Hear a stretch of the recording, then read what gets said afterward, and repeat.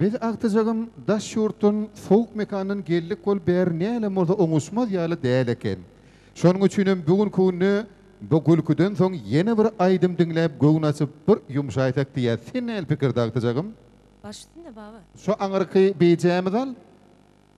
Kan çek aqtacağım. Çek içinden.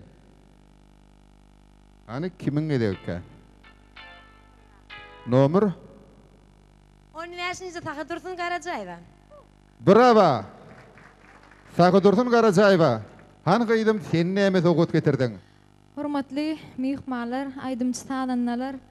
Menem spurtatdan peýdalanyp, ähli türkmen halkymyzy ýetidiň hemmäňizi şu oturanlaryň adyndan tüýsüregimden täze bayramymyzy bilen gutlaýan Allahjan goý geljek gelsidiň hemmäňiz üçin awraýly irskal döwlet ýyl bolsun. Her biriňizde ululu üstünlükler sunuga däleminne durmuşda awraý getirsin. Täze zatlar döredip şu türkmen halkymyza öz aýdymlaryňyz, sazlaryňyz bilen hyzmat etmeňizi arzu edýän. Onsoňam näme?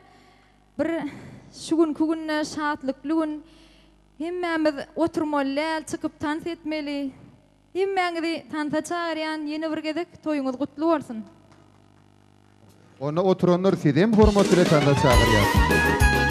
Han berekelli aýdym.